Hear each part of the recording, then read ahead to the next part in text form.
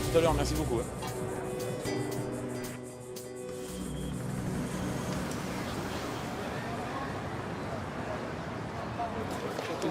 Dimanche 23 février, quelques minutes avant le début de la 22e finale de l'Open 13 de Marseille. Attendez les filles.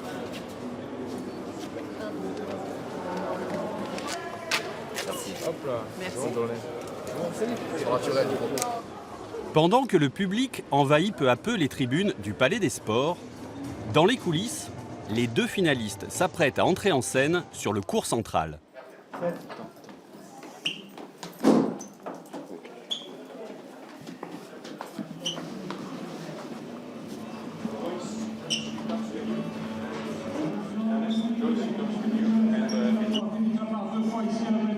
Le tenant du titre, numéro 10 mondial le français, Joe Wilfried Tsonga.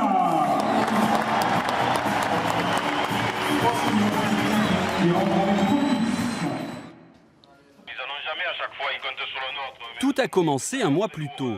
Albin Ricard est le régisseur général de l'Open 13. Écoute, je vais aller le voir et il va falloir qu'il soit autonome. Je vais le voir.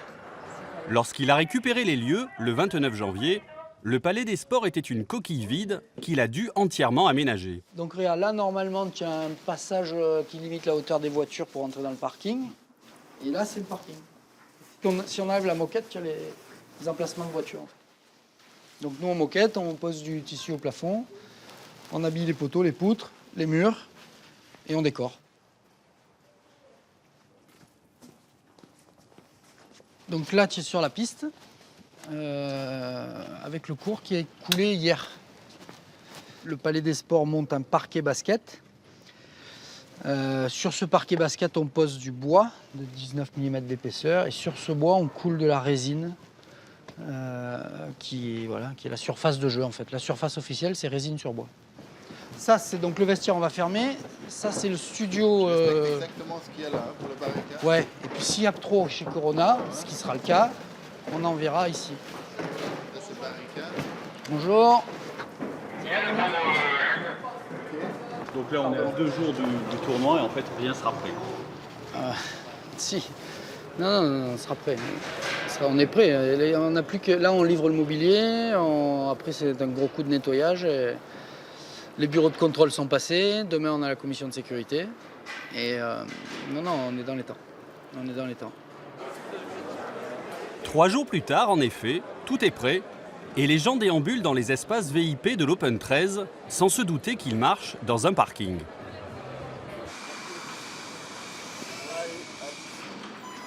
Pour exister au niveau médiatique et attirer les sponsors indispensables à son équilibre financier, un tournoi comme l'Open 13 a besoin de têtes de série.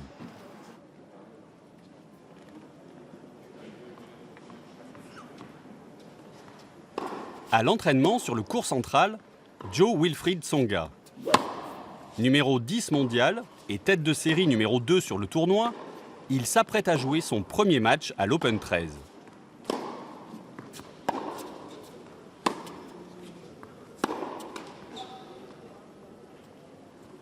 Un tournoi qui lui tient particulièrement à cœur. Moi ici j'ai gagné 2 fois, donc forcément j'ai vécu des moments privilégiés ici. D'autant plus que la première année, j'avais joué alors que mon papa était malade et que mon papa voulait absolument que j'aille jouer et que finalement j'avais gagné. Et que c'était un grand moment d'émotion, qu'on avait fait la fête et tout. Je me rappelle le dimanche soir, on avait fait la fête ici, c'était top. Pour se dérouler dans de bonnes conditions, un tournoi de tennis professionnel a aussi besoin de ramasseurs de balles.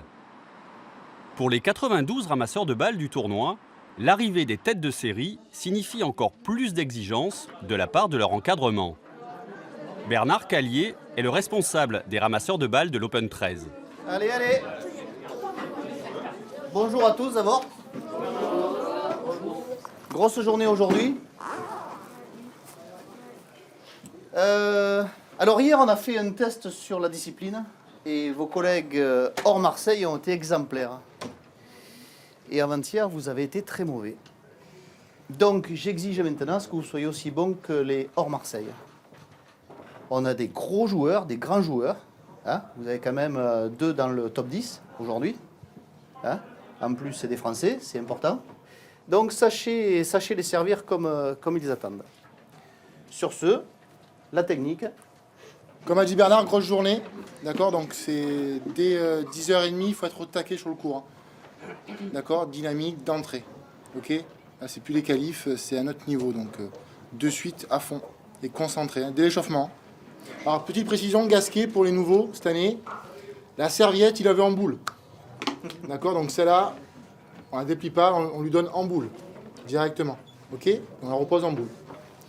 En général, quand il gagne le point avec une balle, il veut la même balle. Donc les ramasseurs, vous faites passer. Et en général, c'est celui du filet qui la donne directement à Gasquet. Parce que ça, c'est bon. Ok. L'Open 13 de Marseille est un tournoi du circuit professionnel supervisé et noté par l'ATP, la toute-puissante association des joueurs de tennis professionnels. Stéphane Apostolou, le juge arbitre international du tournoi, travaille pour l'organisation en lien permanent avec le superviseur de l'ATP. Yeah, sure. Yeah. Okay. Now, yeah, you're on the camera, so you can talk about this. Son rôle consiste à anticiper tous les problèmes qui peuvent survenir avec les joueurs, que ce soit des problèmes d'hôtellerie, de programmation de matchs, de relations avec les médias ou de conditions d'entraînement. Il est aussi responsable du bon fonctionnement des équipements, comme ici, la tablette d'arbitrage sur le court central. Do you mind to taking a picture of this? Maybe you want to install it first? No, I mean, I just checking the network. You want me to put...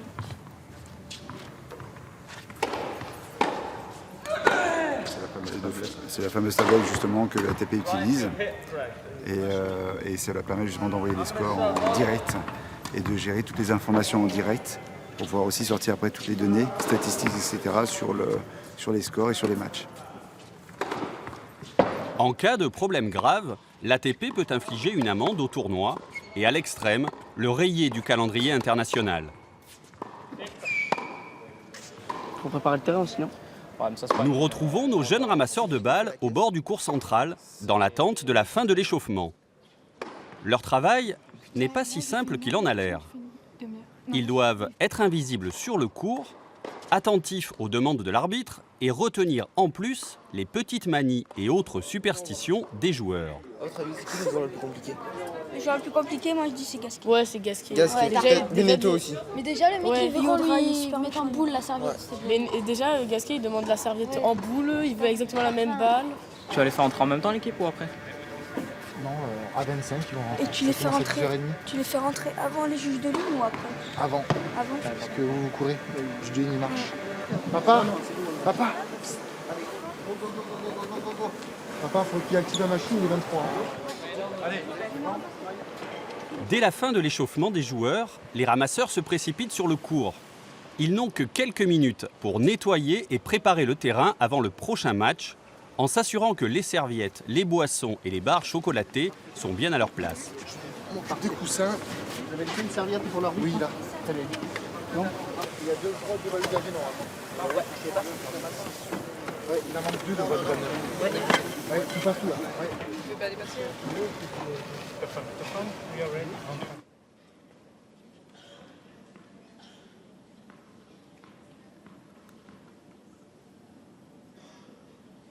Ce jour-là, pour son premier match dans le tournoi, Tsonga affronte sur le central un ancien numéro 3 mondial, le russe Nikolai Davydenko.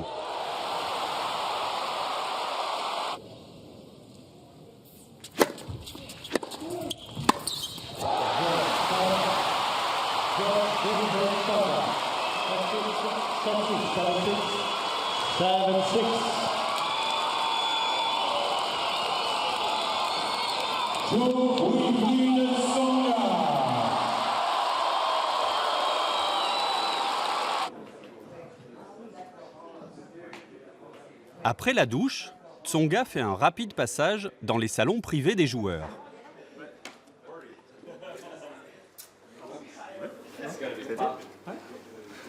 Petit bout.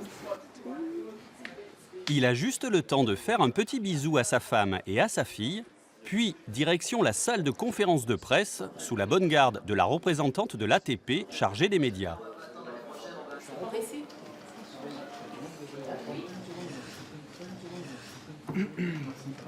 C'est des sensations, hein, surtout. C'est vrai qu'il faut jouer des matchs. Parce que ça passe par là, il faut jouer des matchs. À l'Open 13, tout est pensé pour le bien-être des joueurs. Charles Lancard, le médecin du tournoi, nous emmène dans un endroit normalement inaccessible et strictement réservé aux joueurs et au staff médical.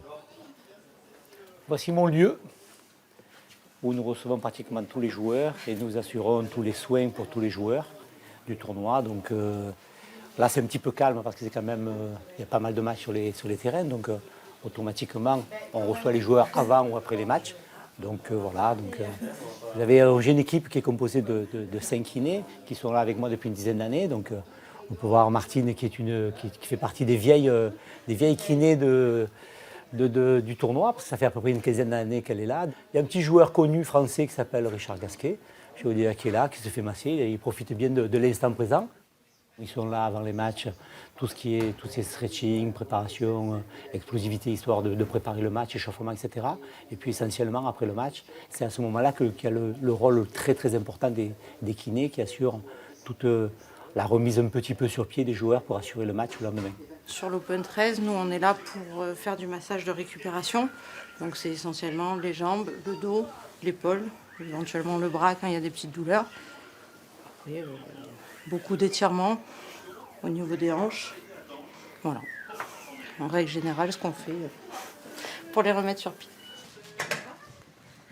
Ça, c'est plutôt un moment agréable. Ah ben j'espère. C'est à lui qu'il faut demander.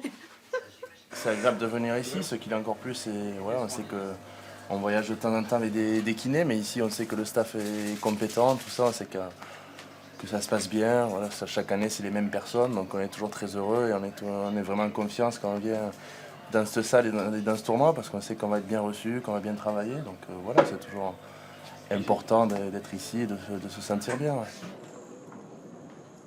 Si l'Open 13 peut se vanter de compter chaque année plusieurs joueurs du top 10 mondial, comme Tsonga ou Gasquet, ce n'est pas seulement parce que le staff médical est compétent. C'est aussi une question d'argent. Moi, je pense mais, quoi qu'il en soit, c'est hors de question de laisser les clés. Voilà, elle est tripartite. Jean-François Cojol, ancien joueur de tennis professionnel, est le directeur de l'Open 13. Il nous emmène dans les salons privés des joueurs pour nous raconter comment se monte le casting d'un tournoi comme le sien. Un joueur, il décide en début d'année qu'il va jouer à tel endroit ou tel endroit dans la saison. Après, il y a des joueurs spéciaux que l'on va chercher bien en amont et qu'on décide d'avoir. Et là, c'est une autre démarche. C'est une démarche qui est commerciale, qui se passe avec les agents, justement. Et on négocie un montant financier sur la présence de ces joueurs, en plus des prize money qu'ils peuvent avoir. Nous, dans notre cas, on peut se permettre des joueurs qui sont numéro 4, numéro 5, numéro 6. On ne peut pas se permettre un numéro 1, numéro 2 ou numéro 3. C'est dommage. Devant le 7-6.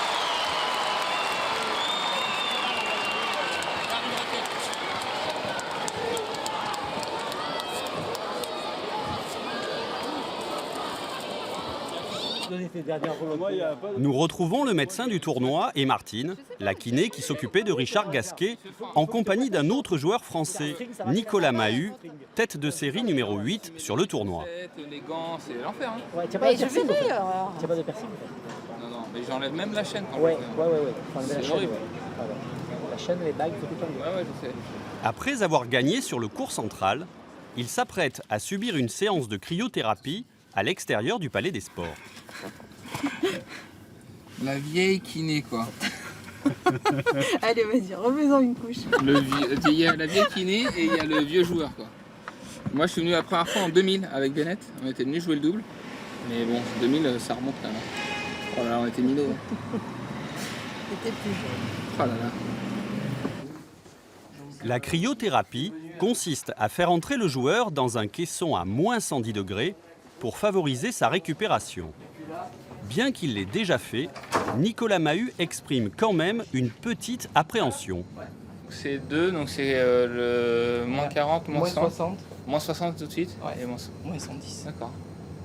Ok. Et c'est celles-ci qui vont peut-être mettre à Roland là. Ouais. Alors là, t'imagines ces petites tenues en chaussures. T'imagines la classe internationale. La classe internationale, mais sans les caméras, ça fait mieux quand même. T'imagines? Donc caleçon, chaussettes, chaussures. Chaussettes? Bah oui. Ouais, du mieux. Bien équipé, Nicolas Mahut s'apprête à entrer dans le caisson. Allez, c'est parti. On est bon? Ouais. C'est le choc thermique subi à l'entrée du premier puis du second caisson qui va favoriser la récupération de son organisme, sévèrement malmené par la répétition des matchs.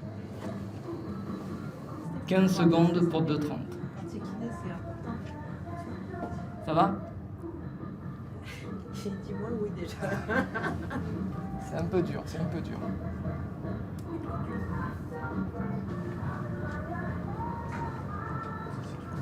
On est à 2,30.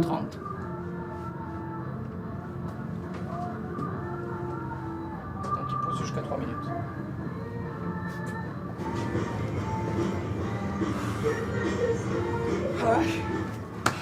Ça va? Ah, il fait bon là. Ah, quand ça fait un moment que tu l'as pas fait, il... Ouais, c'est sûr, ça redevient difficile. Regarde comme c'est froid là. Alors. Ben, la température cutanée, elle descend à grosso modo entre 15 et 18 degrés en superficie. Donc bon, ça fait une vraie différence. Donc ça, c'est censé faire du bien. Hein. Ça fait beaucoup de bien. Ah, ça fait du bien. Ça fait beaucoup de bien, ça libère beaucoup, ça agit sur les hormones. Donc, Et le soir, on dort super bien. Voilà. Moi, le soir, je dors toujours super. Ça agit aussi sur la qualité du sommeil, tout à fait. Sur les matchs, en Roland Garros, on fait un match en 5-7, c'est l'idéal de faire ça après un match difficile, je pense qu'on récupère vraiment bien. Nous, on utilise aussi beaucoup le bain froid, mais ça, c'est encore bien mieux en termes de récupération, enfin, je pense. Hein.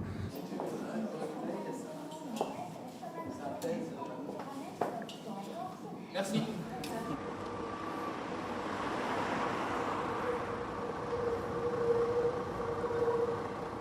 Nous sommes de retour au Palais des Sports. Et pendant que les joueurs sont remis sur pied par le staff médical, certains prennent soin de leurs raquettes. Ça, c'est Evan. C'est Evan. À la première. Mathieu De Francesco est l'un des 3 cordeurs officiels sur le tournoi. Alors ce qu'on fait, en général, à partir du moment où on installe un joueur sur une machine, le même joueur reste sur la raquette du joueur est sur la même machine pendant tout le tournoi pour que le travail soit uniforme et pour contenter justement le joueur. Et en général, il demande à ce que ce soit fait comme ça. Là, on est à environ 120 raquettes depuis le début du tournoi. C'est une moyenne de 25-30 raquettes par jour. Et jusqu'à la fin du tournoi, on va en faire autour de 250. Voilà, ça représente, donc on a besoin de 12 mètres par raquette, donc ça correspond à 3 km de cordage. Donc je ne sais pas si c'est peut-être la distance entre le Palais des Sports et le Vieux-Port, peut-être, je ne sais pas, peut-être. Welcome. Thanks. See you guys very much.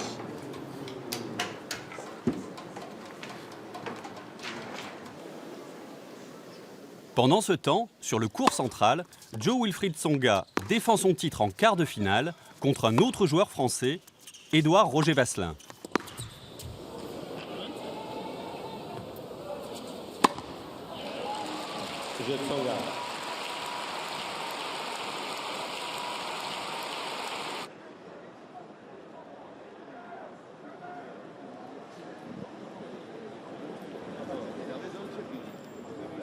À l'Open 13, on vient voir des matchs de tennis, mais pas seulement. À quel nom, monsieur? Vous êtes à l'accueil VIP. Donc en fait, on reçoit tous les clients qui sont partenaires village et on a des enveloppes et on leur donne les bracelets ainsi que les places pour les loges. Les invités du village des partenaires ont droit à un bracelet spécial qui leur permet d'accéder à cet espace Very VIP où le champagne et les petits fours coulent à flot.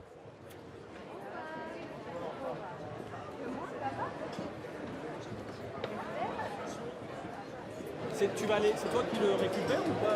Oui. Non. Alexandra Le Garec passe ses soirées Toki en main à accueillir les invités des sponsors du tournoi. On est vraiment sur le centre névralgique de l'Open. Donc c'est le village. Voilà, on appelle ça le village, c'est-à-dire que c'est là où sont concentrés et recentrés les plus gros partenaires, les sponsors principaux en fait du tournoi. Les choses se font naturellement, les gens se rencontrent, ça se croise, ça se mélange et c'est ça qui est intéressant aussi, c'est pour ça que les gens veulent venir ici. L'arrivée de Joe Wilfried Tsonga au village provoque l'effervescence. L'année dernière, vous avez déjà signé, je vais vous redemander de re-signer vite fait. Allez, merci. Bonsoir.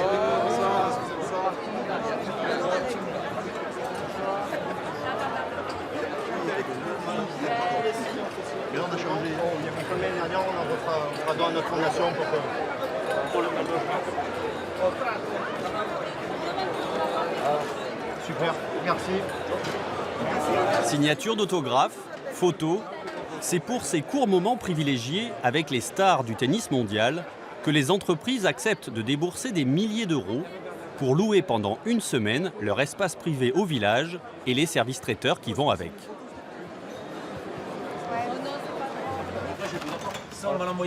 Pendant ce temps, à l'autre bout du Palais des Sports, Serge Migne, le roi de la fête, surveille les préparatifs de la grosse soirée de l'Open 13. C'est lui qui vous enverra les bouteilles, d'accord? Ok. Allez, super. Le programme ce soir, c'est grosse soirée. C'est la plus grosse soirée d'ailleurs de l'Open, c'est le jeudi. Là où tout le monde a demandé à venir. On a à peu près 400 ou 500 personnes qui vont être déçues, qui ne pourront pas rentrer. Il y a du people, il y a du beau monde qui vient ce soir. Après le cocktail du maire sur l'espace mairie en village VIP. Et ensuite, ils vont se rabattre chez nous pour finir la soirée. Donc ici, on est un peu dans le côté un peu arrière-boutique parce qu'en fait, on a préparé un petit peu des cocktails pour des sociétés qui prennent ça sur les VIP. Et voilà, donc ce soir, c'est à peu près 3-4 000 pièces qui vont partir pour l'apéritif et sur ces soirées, voilà. Donc dans un quart d'heure, il n'y en a plus. Ah, pas d'un coup, ouais. On va dire ça, ouais. Voilà, les gars. Bon courage, les gars, à tout à l'heure. Merci, hein. à tout à l'heure.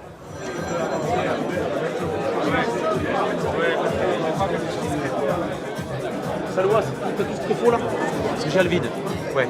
Cherche le vide. Ouais. Tout va bien là, regarde. L'écran, il faut y mettre son spot à lui. Hein? D'accord, tu lui mets sa vidéo, d'accord.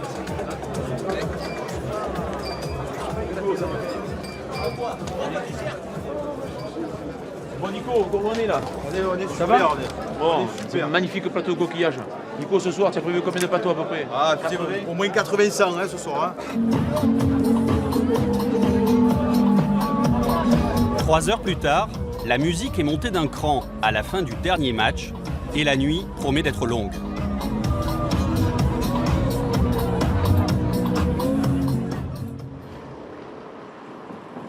Dimanche 23 février, fin d'après-midi. La finale entre Ernest Gulbis et Joe Wilfried Tsonga touche à sa fin.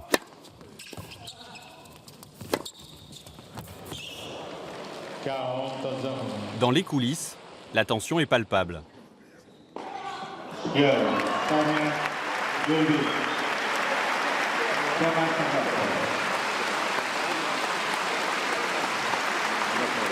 Finaliste de l'Open 13 2014, Joe Wilfried Tsonga. Cette année, malgré le soutien inconditionnel du public marseillais, Joe Wilfried Tsonga n'a pas gagné l'Open 13.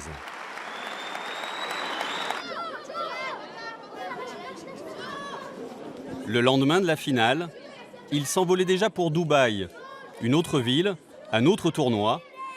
L'Open 13, lui, fermait ses portes jusqu'à l'année prochaine.